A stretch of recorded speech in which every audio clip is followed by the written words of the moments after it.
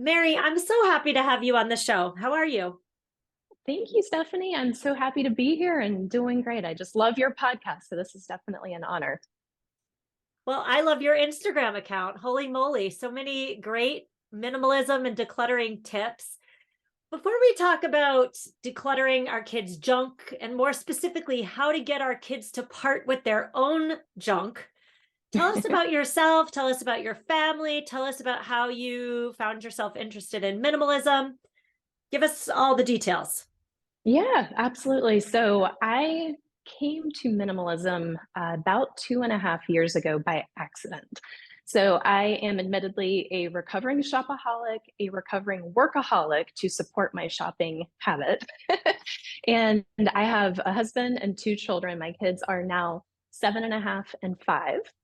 And I realized that I was really spending all of my time on my career and my clients and working really hard to support this lifestyle. And I was going to miss my kids' childhood and really my own life if I didn't do something about it. I had a big health scare in 2020. Doctors thought I had cancer. It ended up not being, but I had 8 months to think about things and really reevaluate what was most important to me. And I realized it wasn't the stuff. And so we ended up decluttering about 75% of our stuff. We downsized our house by that same amount as well. We now live in about a quarter of the space and moved 1,000 miles away. We were in the DC area and now live in Southwest Florida, where we have a much slower paced life. I still work full time in the financial services industry, but it does not run my entire life like it used to. And I actually get good quality time with my family now. Well, I'm happy to hear you are cancer free, and I hope your health is on the mend. It sounds to me, though, that you had, a big, for lack of a better phrase, come to Jesus moment, and you drastically changed the way your family was living.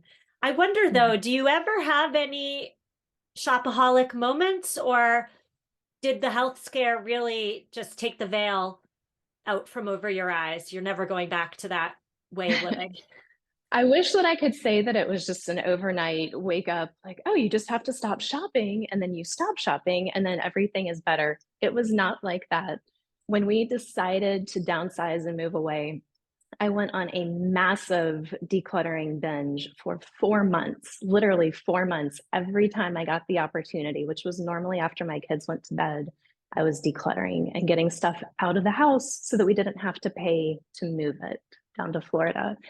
And during that time, I was so busy decluttering, I didn't have the bandwidth to really do any shopping. And I also knew it wouldn't make sense to buy stuff there before we moved. I would wait until I got down to Florida. But once we got to Florida, I did have more time and I started shopping again.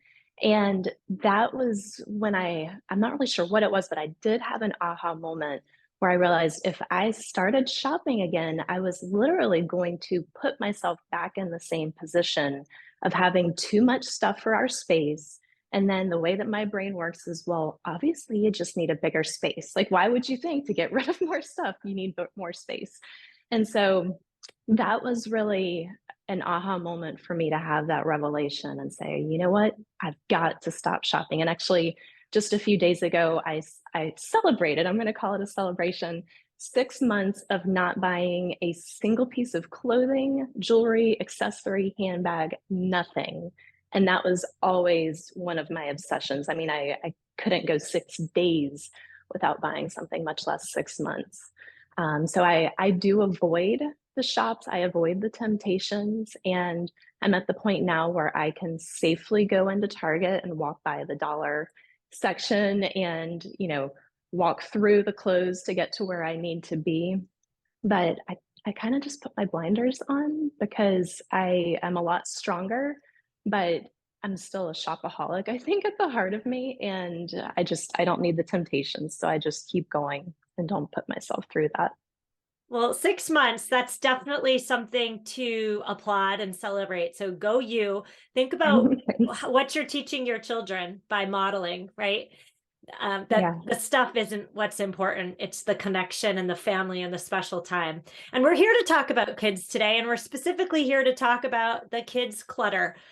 That is a big problem in my house. I must say, Mary, before, when my kids were younger, my go-to was to just throw out their junk when they weren't looking. And I'm talking legitimate junk. I'm not talking perfectly decent toys that we can pass along. I'm talking sticks. I'm talking old pieces of crumpled up paper. I'm talking like dried paint. I'm talking literal junk that they had attached meaning to. Do you have issues with your kids and their stuff? Please tell me I'm not the only one. You are definitely not the only one. No, my kids are such collectors, and I hesitate to use the word junk because it is junk to me, but to them, they're treasures and they're collections. And so I do try to really walk that fine line of, okay, this stuff really is trash. We need to get out of the house. And okay, you love this stuff. My son, again, he's 7.5. He will take a piece of paper and he will rip it up into like 1/2 inch little pieces and just leave it on a pile on the table in his room. And then I see a calculator next to it, and I'm thinking, okay, there's something that he's doing here that I have no idea what, but I can't go in and just take it all away. It is something that I have to kind of ask the questions like, what are you doing here? And then once it's been a little while, I think that time is our friend, where we have to allow time for our children to have their fun with whatever the junk/treasure may be before we really say, okay, have you had enough fun? Can we go ahead and get rid of these things? Maybe they're not things that we need to have in your room. Maybe they can go somewhere else. Rocks and sticks go outside, and return things to their rightful place, which may be the trash. Well, I love what you're saying there. I think what you're saying there is tip one, right? Respect your children by respecting their stuff. And when they were younger and they didn't have the mental, physical maturity to take care of their stuff, that was on me as the mom. But these days they're 6 and 9, they're older. And throwing out their stuff when they're at school is not a good look. Yeah, definitely. I think that can create a lot of issues down the road. I think as parents, we want to do what's best for our children, and we don't want them to live surrounded by junk and clutter, but we're also not doing any service to them if we go in and just take care of the issue on our own. We've got to really teach them and coach them through it and help them recognize when something no longer needs to be held on to and how good it can feel afterwards. And I think that each person, child or adult, is unique with that. And so it's going to happen at different times and different paces. But I think that it can be done, and just have those open conversations with them to kind of guide them. Yeah, I think about myself. Clutter really stresses me out. I work from home, and seeing piles of junk, whether it be mine or my children's or just common stuff, it's hard for me to work in that environment. And so I find myself wondering, for my children, if clutter affects my internal state so deeply, I wonder if it's also affecting theirs. Is it stressing them out? Is having 16 different toys all being played with at the same time, what is that doing to their concentration? But I do hear your point there. There is a fine line to be walked between keeping it all and giving them 100%, I guess, control. And so I think what I'd love to talk to you about today, Mary, is the teaching, the guiding, and the modeling of how to teach our kids, or how to show our kids when it's time to pare down the sticks, pare down the leaves, the shells, the crumpled pieces of papers. And so let's talk first about artwork, because I get so many emails about kids' artwork, and you have a really great system, for lack of a better word. Tell me all about it. Yeah, so my son in particular is the little artist. Not only does he do art at school, at camp, but he also does it at home. He is all day, every day creating stuff. So there's just paper flying around everywhere, it feels like. Specifically with stuff that is coming home from school and camp, I admittedly will just put it all in a drawer when it comes home because they're coming home at the end of the day. We have homework to do. We're trying to get dinner ready so we can sit down for a family meal. So I don't even want to think about it with them, with just on my own, none of it. So we have created what I call a homework drawer. They always do their homework together at the island in our kitchen. And there is a drawer that is part of our pantry system, but it's right there next to it. And so I cleared everything out of it. It shares some space with my vitamins, but most of the drawer is their homework stuff. And I will put all the artwork as well as other paperwork that they bring home in there to deal with at a later point. So what my process tends to look like is, for starters, pulling all of the artwork into one place for each child, so one child at a time. And I like them to pick out their favorites for starters. And with the favorites, typically that's going to be something that will go onto a cork board in their room. We now have a large cork board in each child's room, and that's really their area that they get to display items. And if the cork board gets full, something's got to come off for something else to go on. At the point in time that we are pulling something off of the cork board because maybe it's going to be replaced, we will then decide if it's something that we want to keep forever, or at least forever for now, go into the box where we keep all of their forever things. But in addition to the cork board and the save forever, one other category that kind of comes from the favorites is thinking about items that they may want to give to somebody. So artwork that they may want to give to somebody. And I came up with this because something that really helped me with my mindset shift to give up items that I look at and I think, oh, this is a nice item. I should keep this. I could use this. I like looking at it. I like to ask myself, could someone else benefit from it more? Or would someone else enjoy it more? And a lot of the time that allows me to part with the item. And so, we'll ask about grandparents, and sometimes they'll give artwork away to one of their friends that we're going to be seeing this upcoming weekend, knowing that friend may not keep it forever, but just that act of giving and thinking of someone else, which I think can be carried over to any decluttering, but artwork as well. From there, we go through anything that should be recycled or trashed. We try to minimize the trash, but if it's got glitter on it or, other stuff, that's where it's got to go. And, with the items that are going to be recycled or trashed, I'll say, is there anything you want to have your picture taken with or take a picture of before parting with it? Because I think sometimes that can help with the letting go process, just to know they've still got a little something left behind.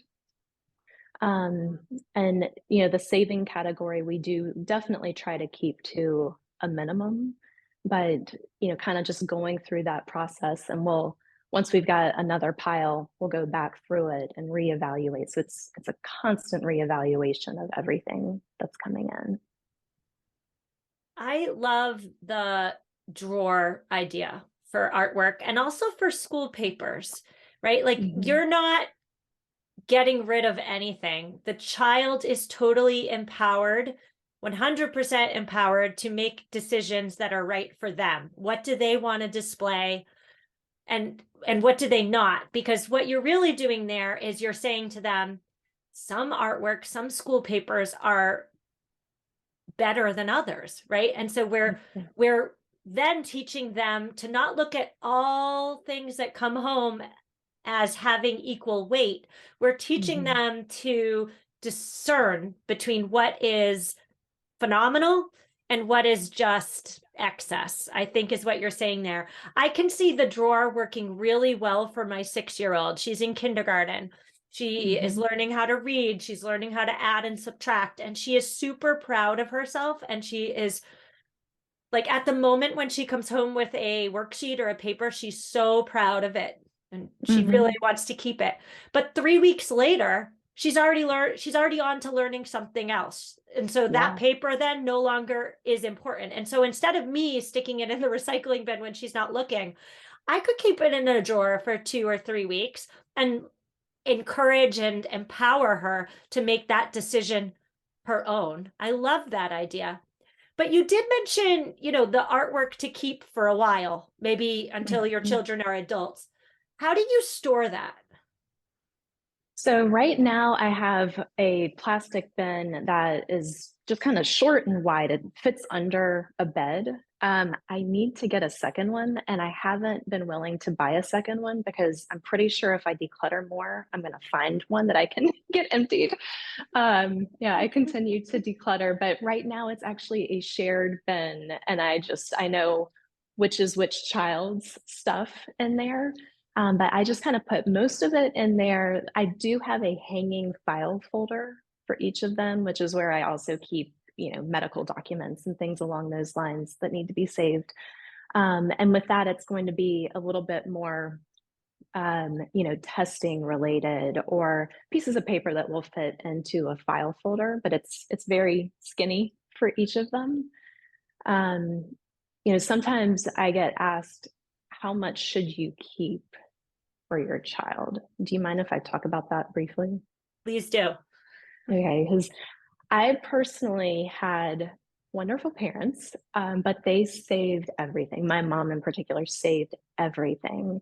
And I just recently, like in the last 2 months, found every report card I had from kindergarten through 8th grade.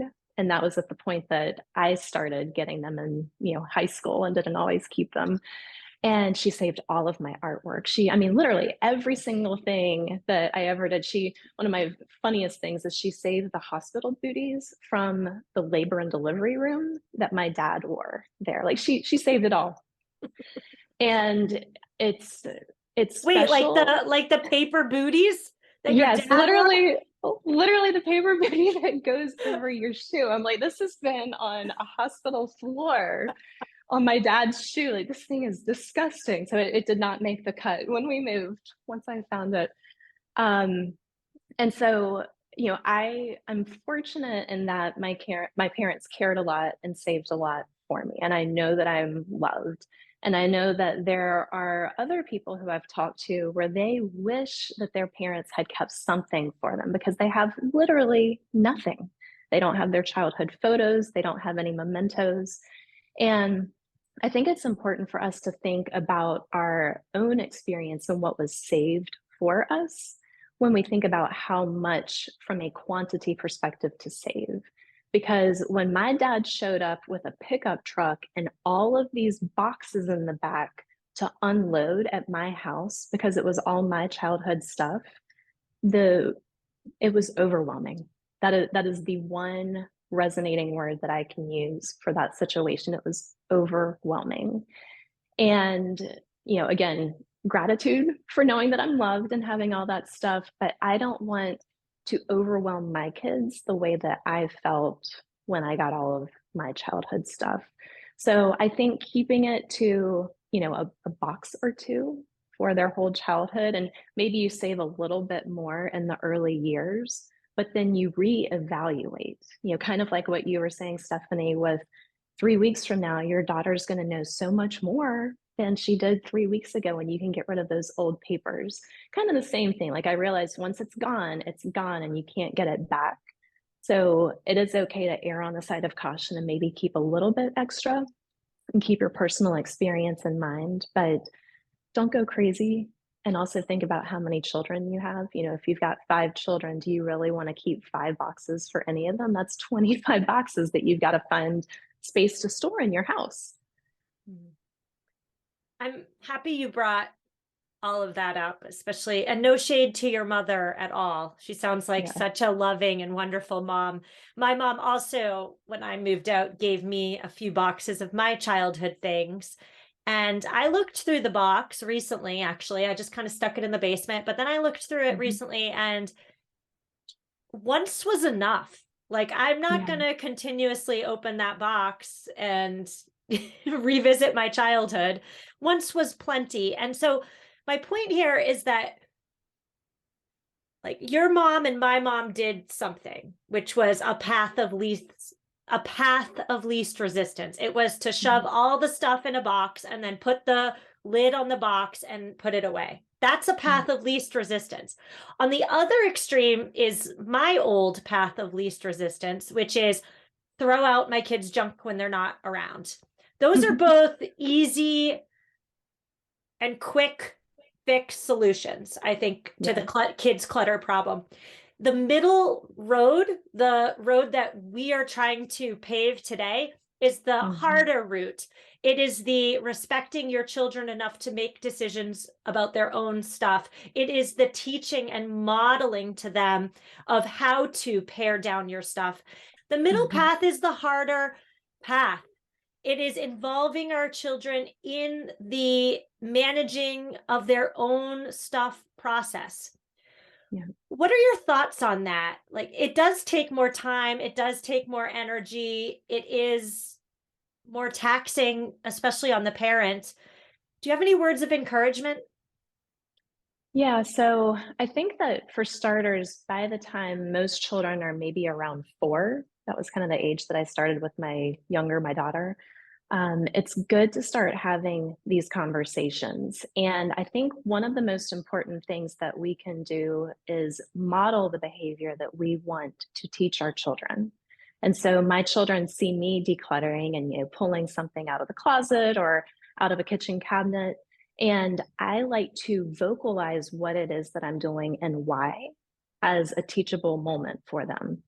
So, for example, oh, I just realized that we have this extra cheese grater and we really only need one. One serves the function. This is an extra one. So we're going to give this one away to somebody who doesn't have a cheese grater because that will be something really helpful for them when they're cooking. Mm. Or, the same conversation with clothes, with the idea being that here's the reason why, whatever the thought process is, it doesn't fit, it's scratchy, we don't use it, but also how it can benefit someone else. And even though a lot of the time it's going to some organization where we don't personally know the end recipient, I try to make it personalized enough for their benefit so that they can really think through and almost imagine someone receiving whatever the item is and how it will help them and how they'll feel. And kind of put themselves in the other person's shoes to the extent that a 7-year-old and a 5-year-old would be able to do. Um, so in addition to modeling, I also like to start with what I would consider low hanging fruit. So children obviously are constantly growing and outgrowing their clothes. And I think that clothing is a great opportunity for us to teach these lessons because if the child can no longer wear something because it's too small, it's really not serving them. There's really no point to them keeping it unless, the rare exception that it's a teeny tiny thing that can fit on a doll or a stuffed animal. But outside of that, I like to help my kids see like, okay, this is something that is really too small for you now. Would you agree? Oh yeah, I've got a new shirt that I can wear that's the right size. And think through the act of giving it away. And for my son, we actually have a good friend with a little boy who's a little bit smaller. And so we just recently gave him a bunch of his old clothes because they would fit him. And he was delighted. And every time I talked to the mom, she said, oh, yeah, my son was wearing your son's clothes, and that's all that he wants to wear. And really relayed that to my son so that he could see how much joy he brought this other child by giving something away to him.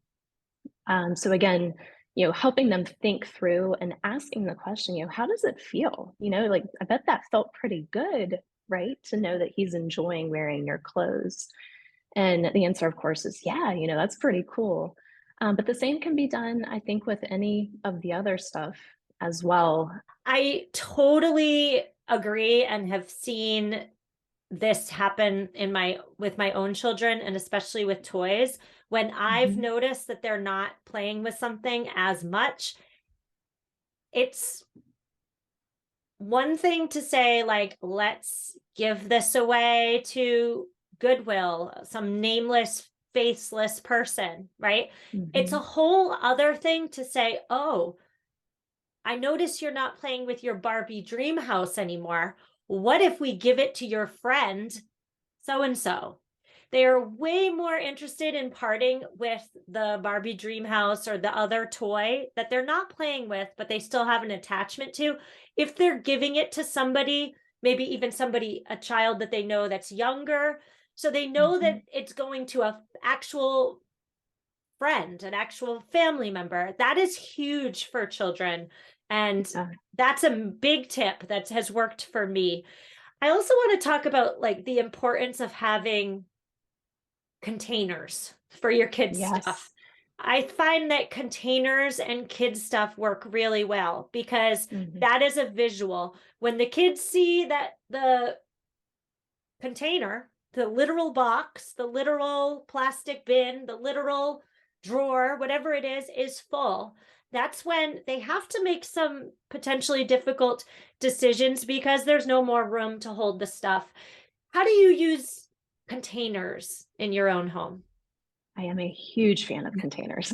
Love them, swear by them. Now, of course, you have to declutter before you go and buy the containers. Full disclosure there from a fan of minimalism and decluttering. But yeah, my daughter, who's 5, has what I call a treasure box. I guess that's just kind of the name we got or gave it.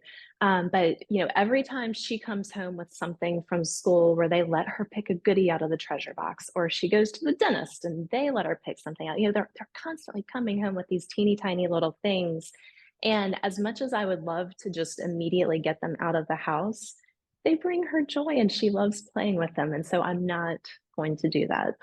But we will contain them to the treasure box. And when it gets full, usually at this stage, I still have to bring it to her attention, like, "Hey, sweetie, that treasure box is getting a little full, isn't it?" She's like, "Oh yeah, maybe we should go through it." And so we'll sit down and we'll dump the whole thing out on the floor. I think that it's important to get all of the like items. So in this case, all of the junk that goes in the treasure box, get it all in one place so you can see what you have and really take stock, but then go through and figure out what's broken, what's missing a part, what's no longer played with, all of those different things so that you can whittle it down and make sure that you're keeping it to that space. And Mm. even going back to the artwork, my son started with so much artwork when we first started decluttering it. We ended up actually using just a kind of a small box, maybe a foot long by 6 or 8 inches wide and 6 inches tall. But we would put excess artwork that he wasn't ready to part with just yet, but also didn't need to be on display and wasn't forever artwork. We would put that in there. But I think that containers are just such a key, and it could even be a shelf. The shelf serves as a container, and I love shelves for kids' toys because they can visually see what they have, but you don't want it to be a cluttered shelf because then they can't. They see it all, but they see nothing at the same time. It does get overwhelming. And that's where I'll sometimes go in and I'll kind of take the things out that I don't see them playing with and I'll actually put it away, more or less a toy rotation. And then if they seem like they're getting tired of something, or if they ask about something that I put away, then I'll pull it back out and get it back into circulation at that point. Yeah. As you're talking there, I'm thinking about some a comment that one of my friends who listens to my show made to me. Christine, I'm talking about you if you're listening. Christine basically made the comment that, as minimalists, we want our kids to realize that stuff doesn't have like significant value. Like real living, real joy is not found in physical items. They're found more Mhm. in intangibles. However, if we as parents are discarding or donating or doing whatever with our kids' stuff when they're not around, what we're really doing is we're teaching our kids, essentially, we're making our kids reflexively care more about their stuff, be possessive about their stuff, because we're taking it Mhm. away from them when they're not looking. And so minimalism often can come down, at least in my house, to control. I feel as though I like control and I Yeah. like to have control over, my environment. However, I think that when it comes to the kids stuff, it comes down to relinquishing a bit of control and circling Mhm. back to where we started today, Mary. It's about respecting our kids by respecting their stuff. I Yes, do have I one more completely question. agree. Yeah, go ahead if you have anything else Uh, to say. yeah, and I was just gonna say I completely agree with that. I'm very type A. I like to be in control of everything, and that has been something that I've had to really work on is knowing, okay, I am now a minimalist. That is how I choose to live my life, but my children aren't, and even my husband. My husband's not. Now, he contains his mess to the garage. That's how we that's his container. And we do try to keep the kids' stuff in each of their respective rooms, but I don't want to force my beliefs on them because I think that in the long run it can backfire and it does end up creating issues with potential hoarding and other behaviors that aren't actually desirable once they're adults and independent and you're not there to coach them through all these things any longer. Yes, and just to take that one step further, I will be completely frank and say that my oldest daughter, she sometimes hides her most favorite things. I think she's hiding them for Mhm. me, and that is the biggest red flag that has ever been waved in front of me ever, right? I don't want my kid to hide stuff because she thinks I'm going to get rid of it when she's not looking. That is the Yeah. opposite of what I am trying to instill in this household. And so I think it really does come down to sitting on the floor, working through with our children, what is a love and what is just a like, what is Mhm. a favorite and what is just something we're keeping around, knowing that we're not going to answer all these big questions immediately, but empowering our children to know what's best for their own stuff. I think that's really the Yeah. bottom line. I totally agree. And, I think also when they are decluttering, giving them praise, but giving them praise worded more and, wow, that must feel really good to let go of that and know that you're giving it to someone who's going to love it and enjoy it and have so much fun playing with it. Or just asking, how did that feel? And getting them to really start to be introspective about how it feels and start that motion of thinking it through on their own so that they can continue to recreate that down the road. Yeah, I love it.